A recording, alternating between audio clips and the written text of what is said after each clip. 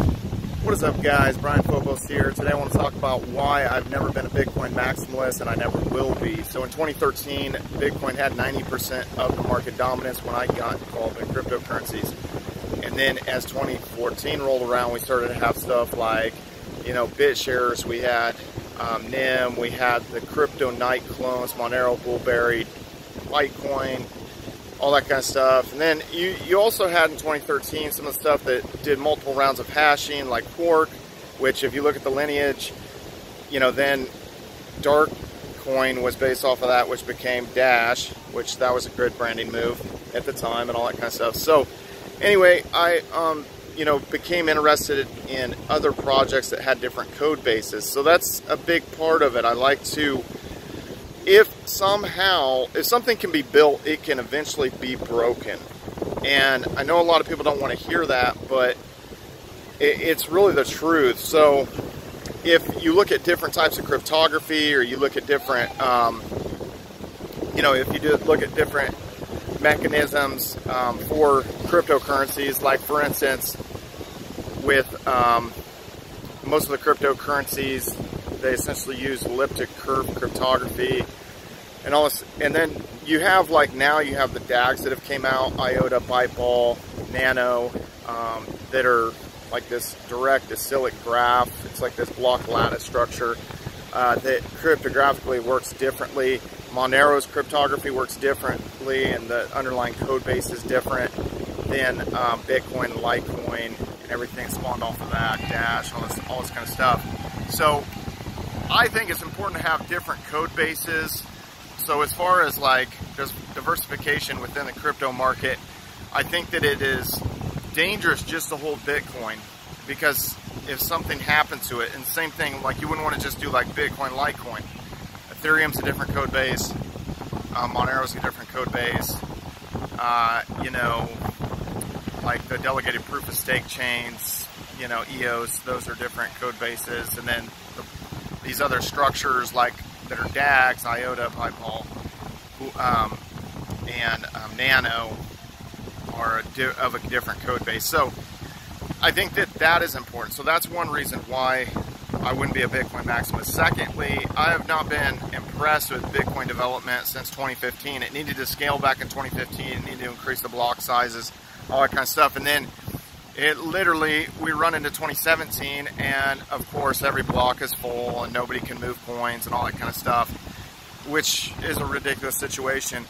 6 months in the cryptocurrency market is an eternity.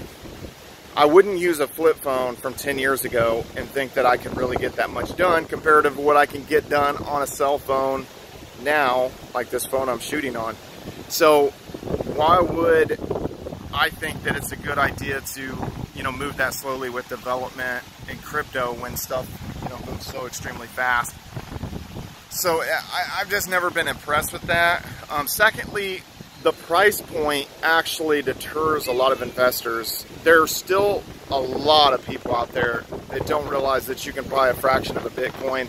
So that deters people. But even if you know that you can buy a fraction, for someone to buy like 0.1 or to buy 0.05 or that kind of stuff, it's not as enticing as being able to own whole units, and especially multiples of 10, whether it's 10, 20, 100,000, 10,000, 100,000. So there is something to be said about that, about human psychology. A lot of people chase penny stocks in the stock market, and I've even seen very, very smart people not understand that, well, if you have $1,000 invested, it goes up 5%, then it's the same thing, regardless if you have 1 share or if you have 100 shares.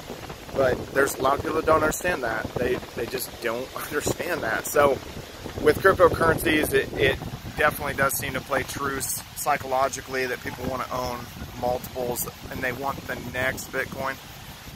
Bitcoin's been losing market dominance. Obviously, it got down to only 35% dominance here, like in 2018, but now it's been back up over 50%.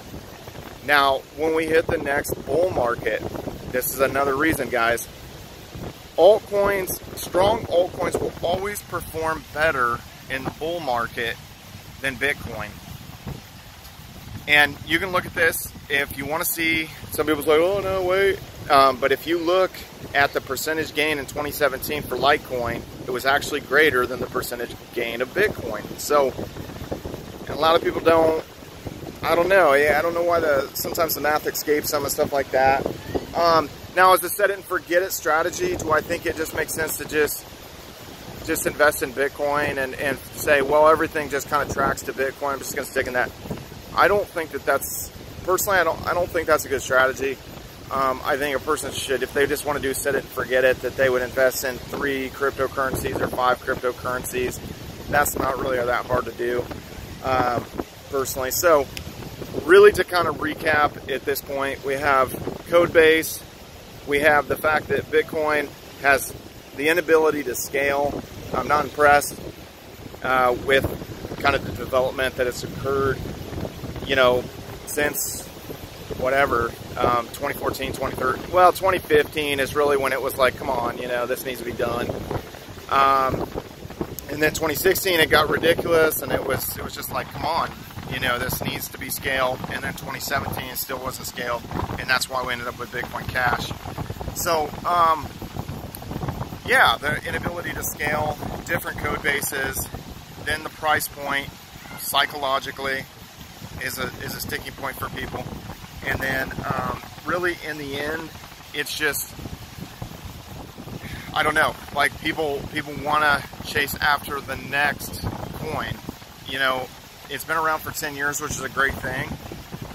It's, you know, proves the technology, all that kind of stuff, but in the same respect, you wouldn't use a phone that has really not changed that much from 10 years ago and have a flip phone unless you're trying to be a hipster or something. So, you know, I do think people should have Bitcoin in their portfolio and all that. And that first mover's advantage has been huge.